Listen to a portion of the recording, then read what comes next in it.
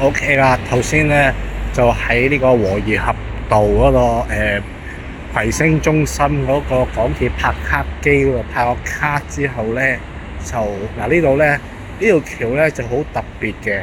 頭先咧我就喺呢個上海商業銀行呢一個鋪頭啦，轉右一路向住轉右，轉到去呢個叫和記冰室嗰個牌嗰度咧，就有間24/7 Fitness Centre 嘅。咁呢一邊咧就係青山道嚟嘅，係啦，就係青山道葵涌段。咁如果一路直行咧，就會去到呢個華爾村嘅，好特別嘅。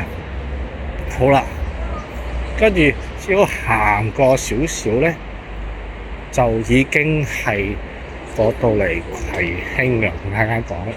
所以呢條橋咧就即係中間斬開幾條主幹道咯，就下邊就有呢度我都唔知咩道嚟嘅，總之呢度係啦，葵涌道啊，即係葵涌村個葵涌區個葵涌道咯，係啦。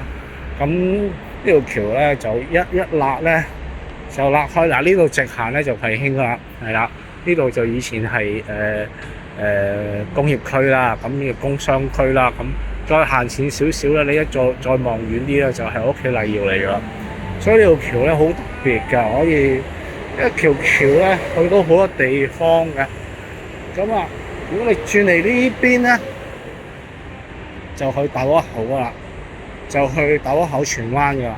呢個大家睇到呢個叫 Bar Pacific 呢個物體咧，就係會轉去呢個大窩口同埋荃灣嘅，係啦。咁再向前行，係啦，再向前行咧，就好特別啦。就見到呢個循道衛理係涌堂，係啦。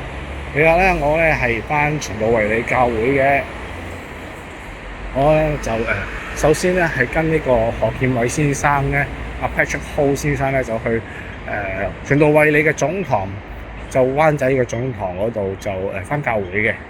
咁跟住就麗瑤都有個循道衛理啦，麗景都有個循道衛理啦，但係呢一個循道衛理循理會葵涌堂咧就未返過嘅，係咯。